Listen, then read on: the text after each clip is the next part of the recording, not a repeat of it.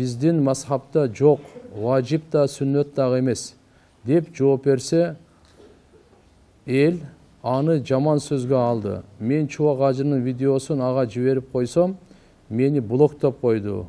Бул кат аманат.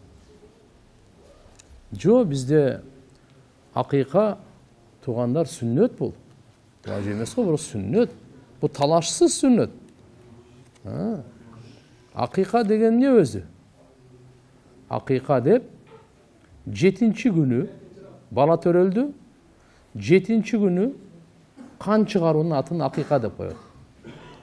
Пайгамбар саллаллаху алейхи ва саллям айткан: "Куллу гуламин муртаханун би акыйкатихи."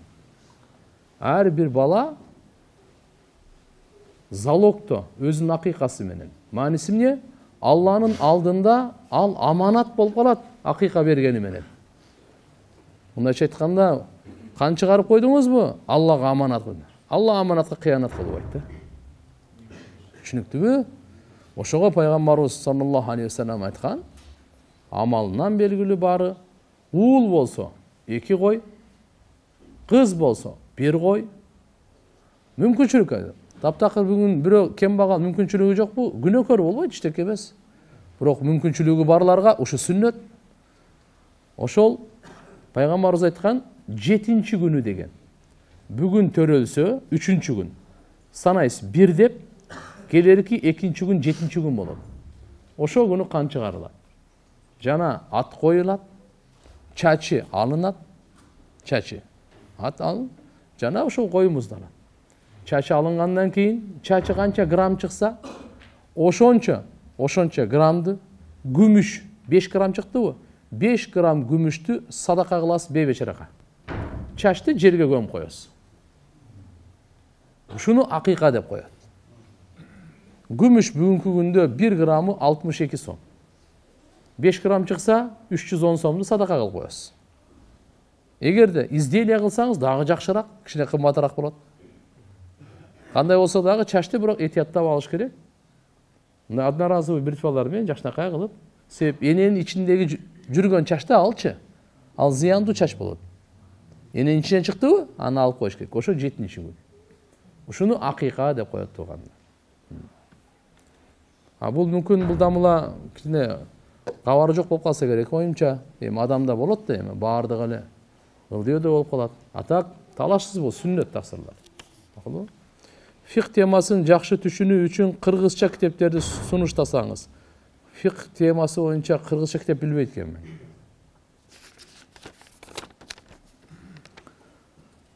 Жансыз нерселерге дагы көз тиеби? Мисалы үй, машине, буюм жана башка тиетпи? Жансыздарга да тиет. Парилкага киргенде денеге бал шыбап кирсе болобу? Айтайын дегеним, денеге пайдалы болот экен, же убал болобу?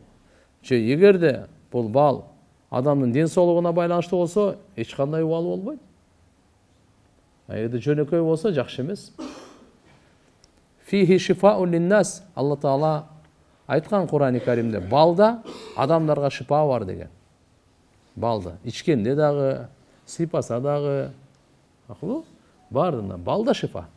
Алла айткан муну да. Инсан эмес. Каза орозолорду 1 күн кармап, 1 күн кармабай кутулса болобу? Же 30 күн үзбөй кармоо керекпи? Жок, боло берет. 1 күн кармаңыз, 2 күн кармабай коюңуз. Каалагандай, бирок казаны кармап таштайт. Ал каффара да болбойт. Мына фарыз казасын айтып атам. Эгерде Рамазан айда атайлап туруп, жеп алса, ичип алса, же болбосо билип туруп, жубайына кошулуп отурган болсо, анда 60 күн каффара ошол үзгүлтүксүз кармалат. Ошол. Ата карыздар мындай эле. Устаз, нике шакек такканы болобу? Нике шакек такканы болобу? Жок, бул биздин исламдагы адатта эмес го, бул христиандардан келген го да. Бизде болбойт. Кандай жакшы. Бүгүн баяндарыңыздын бирин угуп жатып, мындай суроо пайда болду. Мусулман адам тозокко убактылуу гана түшөбү? Күнөөлөрүнө жооп берип бүткөндөн кийин бейишке киреби? Же тозокко түшкөн мусулман түбөлүк калып кетеби? Жок. Müslüman kişi эгерде күнөөлөр болуп турган болсо, дозокко убактылуу имандын берекесинен түбөлүктүү дозокто калбайт. Сөзсүз чыгат. Бейиштен орун алат иншалла. Бирок канча жыл күйөт, кандай болот? Кудай сактасын. Тозокко баарыбызды бир күнгө деле, бир саатка салбасын Алла таала. Бир секундка жөн эле шам чыракты күйгүзүңүз колуңузду могу бармак бар го манжа. Ошо сөмөйүңүздү мындай коюп көрсөңүз, чыдайсызбы ошого? Дозок тамаша эмес да ал. Мен үйлөнгөнүмө 1 ай болду. Келинчегим кыз чыкпай калды. Мен эмне кылышымды билбей калдым. Үйдөгүлөрдөн уялдым айтыштан. Сөзгө калып кетеби деп, эмне кылсам болот? Чоң той бердик эле, уялып жатам. Эч кимге айтпадым. Келинчегимден сурасам, зөкүрлөр зордуктап кеткен дейт. Билбейм, бирок Кудай билет эмне болгонун. Аны эмне кылышты билбей атам. Өзүм эч кыздарга барчу эмесмин. Эч кыздарга барчу элем дейби? Барчу элем. Эч кыздарга барчу эмесмин болуш керек. Сураныш жооп берип коюңузчу. Эми карап көрүңүз эми. Ошого чейин эми үйлөнгөнгө чейин, баш кошконго чейин жакшынакай сурап тактабайсызбы анан? Чоң той берип алып, андай кылып, эми мындай болуп калды деп. Эми өмүр бою кыйналасыз да, эми чын айтсамчы. Ошон үчүн ыраазы ушундай күмөндөн тиякта кеттиби? Болбойт. Ошон башынан көрүш керек. Ошон туугандар, мына зынанын кесепети, эркек менен аялдар аралашып жүргөнүн келери кечке танса-панса, вечеринка, туулган күн, мына баракет-саракеттердин кесепети мындай болот. Эми тиги кызга да кыйын да, ал дагы бирөөнүн кызы. Эмне деп айтасың эми? Мына балага дагы кыйын эми. Эмне деп чечесиң? Ушунун баардыгына биз алдына ала чарасын көрсөк болот эле го. Алдына ала. Кыздар кыздардай болуп, балдар балдардай болуп, жакшынакай бойго жеткенден кийин ак нике менен кудалашып, жакшы бир той берип, патасын алып жакшы жашаса болот эле го. Мына жөндөн жөн жашыруун сүйлөшүп, сүйүшүп, күйүшүп дегенин акыбети мына менен да. Кыйын да маселе. Жакында уулду болом иншалла. Алланын аты Аллахтын аттарынан коёюн дедим эле, Ал-Хади деген ат чагып турат. Болот? Абдул-Хади. Ал-Хади деген Алла тааланын аты Абдул-Хади. Хидаят берүүчү деген сөз. Хидаят берүүчүнүн кулу деген мааниде болуп калат. Мен фотоаппарат менен сүрөт тартууну үйрөнүп аткам. Өзүм үчүн жаратылышты тартып, бирок жаныбарларды, адамдарды сүрөткө тартканга шарият жол береби? Шарият жол бербейт. Зынаны жек көрүп, зынадан коргонуу дуасы барбы? Кантип сактанабыз? Я Алла, зынадан сакта деп эле сактанасыз. Жана зынага чакыруучулар бар да. Ошо чакыруучулардан сактаныңыз. Алла Таала Кур'анда "Вала тaqrabu зина" силер зына кылбагыла деген жок, зынага жакындабагыла деген. Зына кылуу менен зынага жакындоо эки чоң. Музыка зынага жакындатат. Пайгамбарыбыз айткан, көз зына кылат деген. Кулак зына кылат деген. Тил зына кылат деген. Кол зына кылат. Мааниси эмне? Намахрамдарды карап. Ошолор менен сүйлөшүп, ушуга алып барып коет экен да. Ал интернетте балакат-салакаттердин баардыгын жылаңачта көрө турсаң, ошо зынага алып барат сен. Точно алып барат. Ансыз деле зына кылып аткан жазылып атат. Ошону сактаныш үчүн, алхамдулилlah, жүрөгүңүзгө иман келип калыптыр, Алла разы болсун, мубарак. Бул өтө чоң жакшы нерсе. Жүрөөдөн күнөөдө эсептөө, жек көрүү иман бул. Бул иман.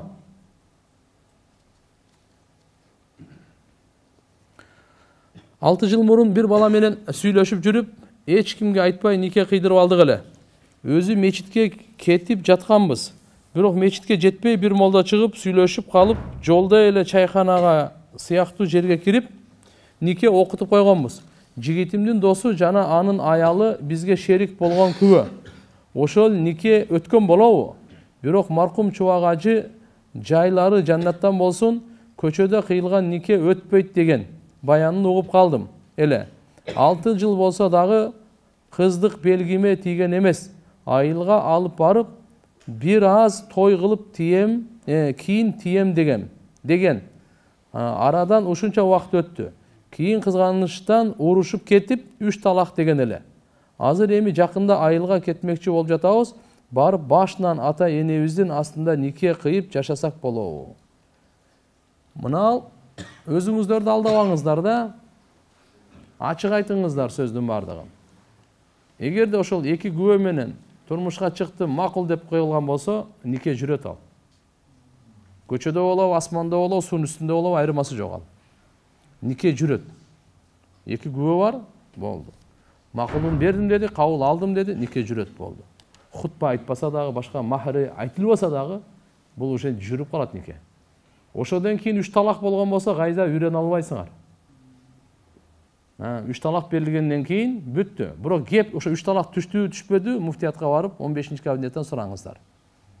Эгер 3 талак түшүп калган болсо, анда жок болду.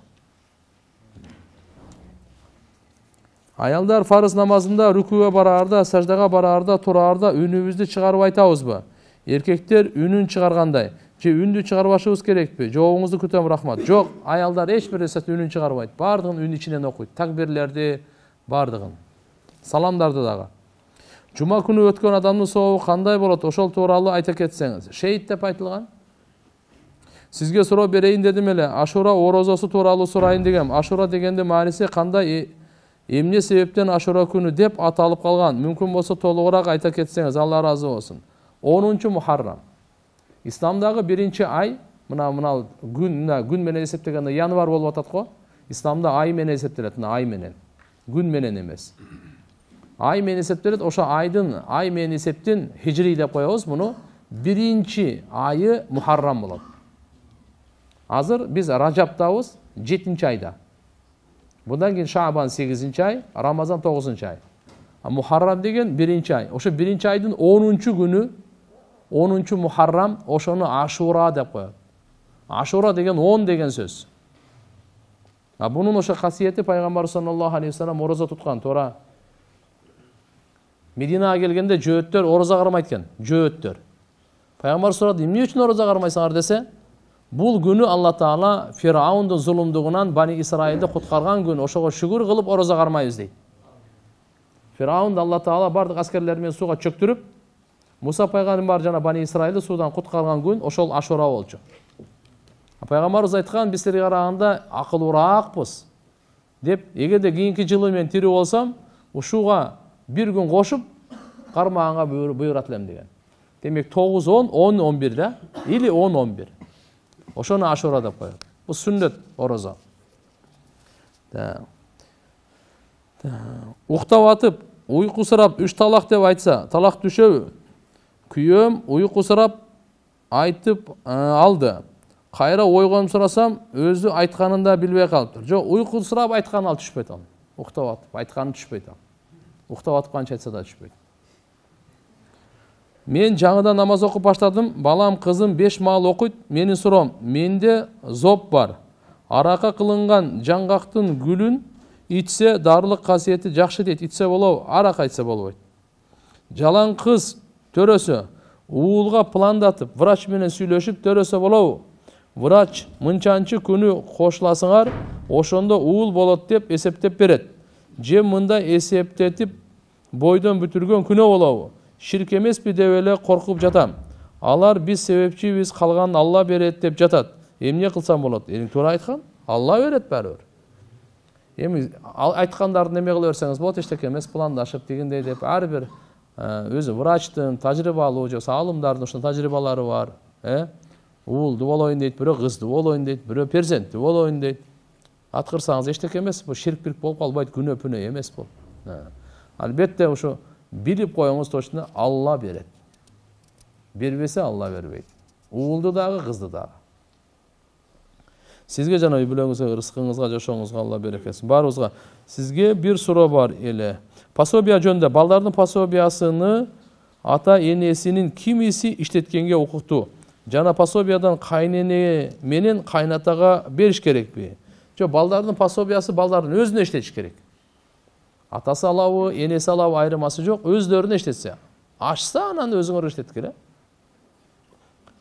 Бир суроом бар эле, устаз, эң бактысыз адам деп кимди айтабыз? Ыймансыз адам эң бактысыз адам. 3 жол талак алгандан кийин күйөөсү менен аялы сүйлөшүп SMS жазышканга болбойбу?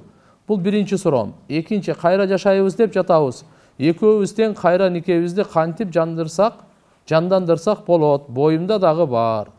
Жок, 3 жол талак эгерде болгондон кийин кайра SMS болбойт. Анын бир эле шарты 3 жолу талак түшүп калдыбы? Эми 3 ай этек кириңгөр. 3 хайыз. Эгерде боюнда болуп калса, төрөгөнгө чейин башкага турмушка чыга албайт. Төрөгөндөн кийин нифас болот, андан кийин тазалангандан кийин биринчи азыр талак берген күйөөсүнө эмес, башка күйөөгө турмушка чыгыш керек. Эгерде турмушка чыгам деген ниети болсо, биринчи күйөөсүнө ал болду, адал болбойт ал. 3 жолу берип койду ал. Болгон огун атып салды, эми каяктан эми? Эгерде боюнда эмес болсо, анда 3 айыз күткөндөн кийин, ушу 3 айызды идда деп коебуз. Ошодон кийин анан турмушка чыгыш керек. Эгерде экинчи күйөөсү алган, буга жагып алган болсо жашай берет өмүр бою. Эгерде карап туруп, жок, андан кой деп мисалы талак бере турган болсо, анан дагы 3 ай күтөт. 3 айыз күтөт да. Эгерде экинчи күйөөсүнө да балалуу болуп калышы мүмкүн да. 3 айыздан кийин таза чыккан болсо, анан биринчи күйөөсүнө нике кыйганга шарият уруксат берет. Сизден сурайын дедим эле. Менин биринчи жолдошум мага талак берген эмес. Жүзүмө да айткан эмес. Телефондон дагы, бюродон да айтырган эмес. Бирок ЗАГСтан өзү биринчи сотко кайрылып, заявление жазып, мени менен ажырашкан. Андан соң үйлөнгөн. Мен да үйлөнгөндөн кийин экинчи күйөөгө турмушка чыккам. Ошондо мен талагы бар болуп экинчи турмушка чыктымбы, же экинчи турмушта никем кабыл болгон жокпу? Талак деп аталат. Сот аркылуу ЗАГС чечип салдыбы? Арыз заявление бердиңби, ажырашып бүттү. Бул талактын ордунда. Андан кийин иддасы өткөндөн кийин экинчи нике кыйылган болсо, экинчи никеңиз дурус болуп эсептелинет. Ошо сот ажыраткандан кийин ошол эртеси күнүнө чыгып алган болсоңуз, ал нике эсептелбейт ал. Мен кызымды өзүм жактан Лейлектен жуучу келип жатты эле. Кызым ал жак алыс деп жатат. Бирок көңүлү бардай. Алып качып эле кет десем, кызыма зулумдук кылган болбоймунбу деди. Зулумдук кылган болсо. Бул кой беле, тоок беле алып качып кетет. Инсан да бул. Ошоңантип болсун. Урматтуу устаз, соода саттыкка дем салдырса болот. Устаз, маркум адамга 70 000 зикир толтуруу керекпи? Кандай кылынып толтурулат? Керек деген зарыл эмес эми.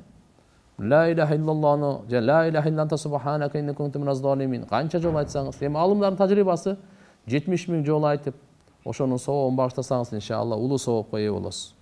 Ага дагы сооп болот. Намаз учурунда кичине заара тез кыстап жатат. Чыгып кетпесин кеткенсип эмне кылсам болот? Караңыз. Бул зарада ушундай бир васвасага кирет да. Эгерде ушу даарат чыгып кеткендей болуп атабы? Чыгып кеткенсе атады. Толук ишенсеңиз, карасаңыз, жыты же чыкпаса, же үнү болбосо, макулбу? Бул даарат бузулбайт. Эгерде зарап отурган болсо, намаз окугандан кийин карап көрүңүз. Тамчылап кеткен болсо, анда даарат дагы бузулат, намаз да бузулат. Кайрадан алыш керек болот, кайрадан намаз окуш керек. Кайненем намаз окуп жатканда бизге карап ишара кыла берет. Аны алып кой, муну мынтип кой деп, ашыкча ишара намазды бузат деп угам. Намаз бузулуп калабы? Намаз бузулуп калат. Намаз бузулуп калат. Моргко иштесе болобу же шариятка каршыбы? Иштесе болот моргко. Бирок ал жердеги ошо адептерди сакташ керек. Өлүктөрдүн уят жерлерин карабаш керек. Анан ошо өлүктү ошо моргко алып келгенде жакшынакай урмат сый менен мамиле кылыш керек. Ыргытып тепкилеп тияка бияка мындай кылып жii урута турган нерсе эмес ал. Шарият ушуга чейин өлүктү акырын жуугула деген. Акырын кармап, акырын коюлат. Урматтайт. Тирүү кезинде кандай адам урмат сыйга ээ, өлгөндөн кийин да ошондой урмат сыйга ээ. Ошон үчүн этиятташ керек. Бир хадисте келет. Өлүктүн сөөгүн сындыруу тирүү кезинде сындыргандай дейт. Ошо айыбын жаап, жакшынакай кылып, үлгү алып, мисалы моргто иштей турган болсо карап. Дамыла биз жакында халал кафе ачайын деп жаттык эле. Ошого Муслим деп ат койсок болобу баламдын аты? Боло берет. Анан күйөөм ичип жатат. Анча мынча бир тойганынан айрылган сыгылып эле иче берет. Эмне кылсак ичпей калат. Алланын жолуна даватка чыгарыңыздар. Билбей талак ала албай, анан экинчи күйөөгө тийип, нике окутуп 3 балалуу болдум. Биринчи күйөөм талак бербейм дейт. Эмне кылсам болот? Азыр күйөөм балдарымын атасы Москвада келсе жашасам болбойбу чогуу дейт. Караңыздар да, бул дин мындай эле тартипсиз, өз каалагандай эмес да. Биринчи күйөө турум эме талак бере элекпи, башкага чыга албайсыз. Эгерде жашаңыз келбесе, ата-энеңизди ортого салыңыз. Мамлекет деген бар. Сизди карасын, баксын. Таптакыр жылдызыңар туура келбесе, ажыратсын. Ага чейин зулумду кылбай, бири-бири менен жакшы мамиле кылып жашасын. Анан башка боло турган болсо чыгат да. Бирөөнүн никесинде болуп эле экинчиге чыгып кете береби? Бул кандай бул? Менчитештирип алгансып, бир орунда жума намазын окуш макру деди. Имам хатиптин замы. Жок эми мындай эмес, бир жерде эле намаз окугандан да макру. Кандай максатта айткан билбейм, бирок намазды окугандан кийин жылып окуган, кыямат күнү ошол жылып окуган жерлериңиз күбөлүк өтөт. Ордуңуздан эле окуй берсеңиз деле боло берет. Бир ок менен 3-4 кекилик атсаң арам болбойбу? Бисмилла деп атам дейт. Бир ок менен кандай 3-4 кекилик атат? Муну тизип алып туруппу?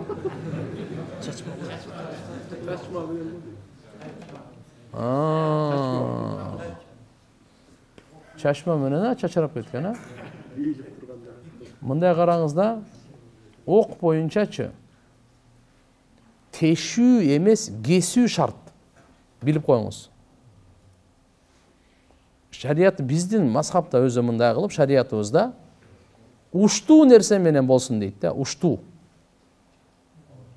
Мисалы, кийик мындай оттоп аткан экен, кетмейм мен башка бир чаап өлтүрдүңүз да. Түшүнүктүбү? Өлдү го? Бул адал эмес. Бул адал эмес. Бир чаап өлтүргөн. Бул адал эмес. Аны үчүн кесиш керек. Жапайы жаныбарларды эгерде кармап алсаңыз, аны сөзсүз муздаш керек. Эгерде кармалбайт да, узактан деле кесе турган менен атсаңыз, ичине деле тийди да, же санына тийип өлүп калды. Адал сизгечи. Кекиртегинен кан чыкпаса дагы. Жапайы жаныбар да бул. Бисмилла, Аллаху акбар дедиңиз. Бирок бул биринчиси. Экинчиси тиги кесе турган болсун да. Теше турган эмес. Мына чачмаңыздар тешет, кеспейт. Түшүнүктүбү? Эгерде уламалар мынага чейин айткан. Күл бар го, күл. Ошого мындай тарихти коет. Коюп туруп, мына жактан атканда ушуну жыгытпай кесип кетсе, бул ок кесет деп эсептейбиз. Түшүндүңүздөрбү? Дагы тоголок болсо дагы. Бизде өзү шарт уштуу болуш керек. Терини кессин, тешпесин. Тиги баягы өзүнүн күчү менен, давление менен урганда, макулбу? Ошонун менен өлүп калдыбы? Же кескенден кийин канчыккан менен өлдүбү? Кеп ушуда. Кесүү менен тешүүнү түшүндүңүздөр да? Кээ бир автоматтардын октору бар ушундай. Атсаң, жөнөнөр деп тешип, кесип бардыгын жасап кетет. Алар адал. Кийик атасы башка. Чачманыкын көбүнчө кекиликтерден көргөнбүз, ичинен издеп атып зорго табасың да. Баягы жеп атканда эмелер эттердин арасынан анан чачманы табасың. Сыртынан карасаң эч кандай кан чыккан эмес. Тешип кеткен, кескен эмес.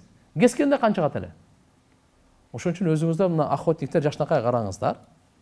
Ошону огуңуздар кандай экен мен билбейм. Жаа менен, же болбосо азыркы мен кээ бир алымдардан укканым да, кээ бир алым жаага жетпейт. Тузак жана башка мисалы. Капкан немелерде уже кесе турган. Анан тузакта коем кармап аласыз да тирүү элечи. Азыр айта турганыбыз, кээ бир алымдар айткан, азыр ушундай заманбап октор чыккан, аны кесет деген да. Ошондо кесе турган болсо талашсыз. Себеп мен бунун өзүн охотниктердин азыркы ок илимин мен билбейм. Кесеби, тешеби, ошону сиздерге таштайбыз да. Аны карап көрүңүздөр да.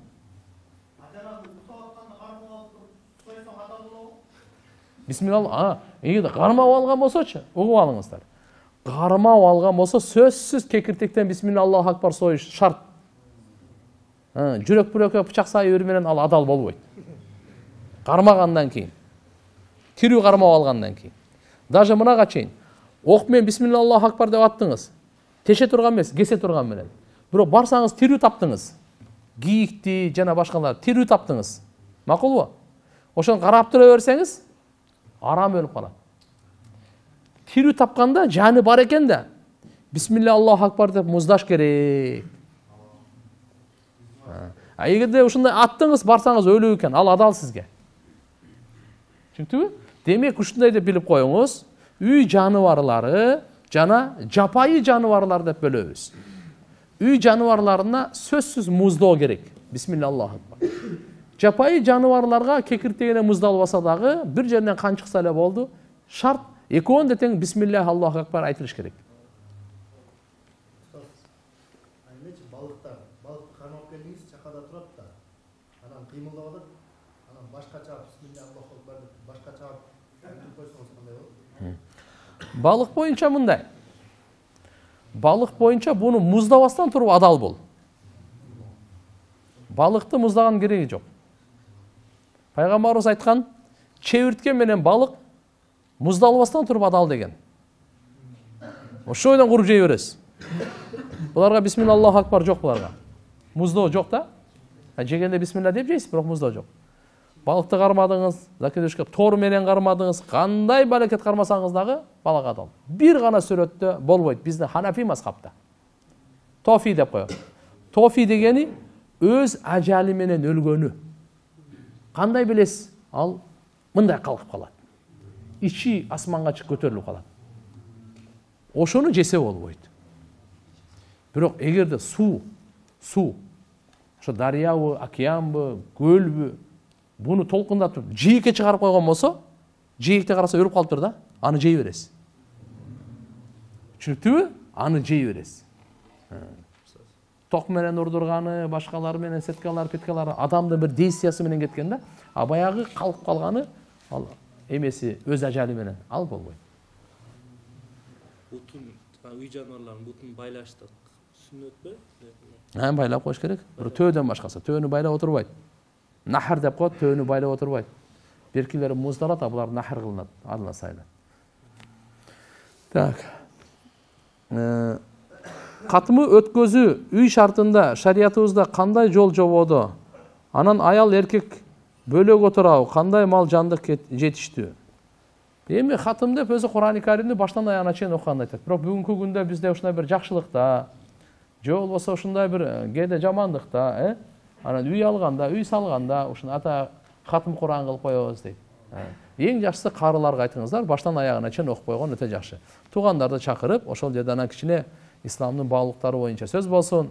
Анан эркектер өзүнчө отурсун, аялдар өзүнчө отурсун, бул жакшы болот. Ата энем эң күчү кызын атамдын бир тууган карындашына 8 айында берген. Ата энем эң күчү кызын атамдын бир тууган карындашына 8 айында берген. Эжемдин кызы жок болчу. Ошого сурагандан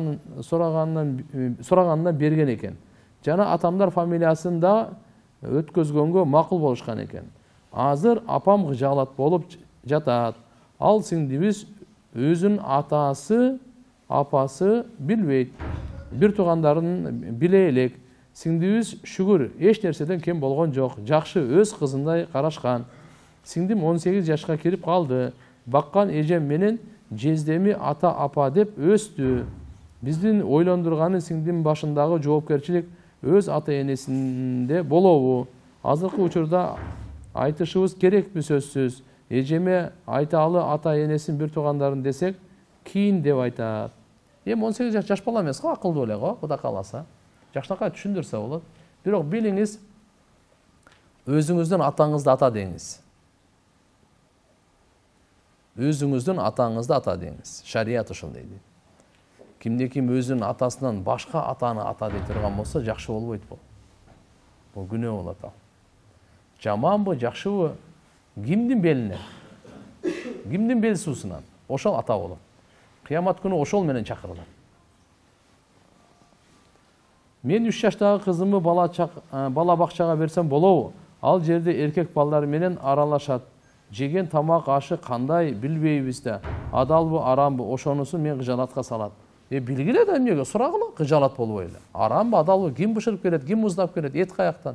Жаш бала ойнай берет, кыздар балдар айырмасы жок. Сүйүү барбы, жокпу, же сүйүүгө ишенсе болобу, болбойбу деп. Кантип эле? Адамдар кызык. Сонун суроолорду берет да. Зерикенде жазган го дейм. Эжем менен жездем экөөсү көп урушат. Ортодо 2 баласы бар. Көп эле жолу аракет кылышты. Жездем даватка чыккан эмес. Динден көп түшүнүгү жок. Эми жашабайбыз деп жатышат. Кантип үй бүлөсүн сактап калса болот?